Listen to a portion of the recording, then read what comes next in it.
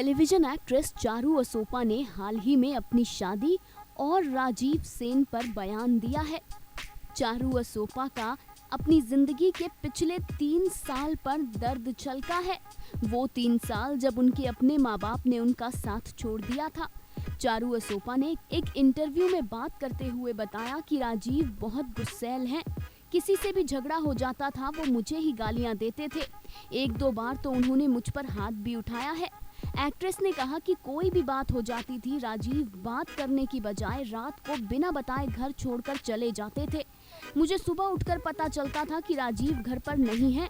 इतना ही नहीं, चारू ने ये भी कहा कि कई बार तो ऐसा वक्त भी आया है कि मुझे अपने और जियाना के खर्चे के लिए काम करना पड़ा है। कभी मैं यूट्यूब का सहारा लेती थी तो कभी जाकर ऑडिशंस देती थी।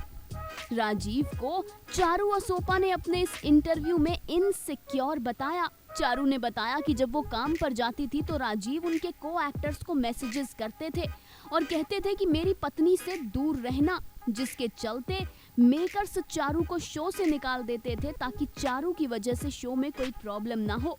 इतना ही नहीं, राजीव चारू को भी लंबे मैसेजेस करते थे कि मैं जानता हूँ कि तुम कहाँ हो और क्या कर रही हो।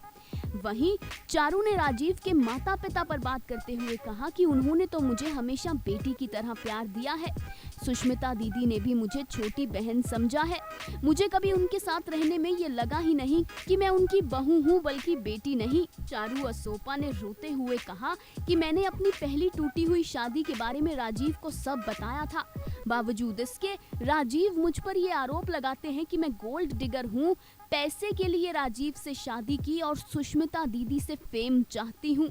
जी हाँ, अपनी जिंदगी के पिछले 3 सालों में सब कुछ सहन करती रही चारू, क्योंकि उनके माता पिता ने उनसे कहा कि अगर तुमने ये शादी तोड़ी तो तुम्हारी छोटी बहन की शादी नहीं होगी।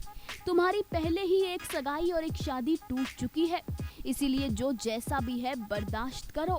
इन 3 सालों में पति राजीव तो क्या, चारू का साथ उनकी अपनी माँ, उनके अपने पिता तक ने नहीं दिया। Final cut, news desk.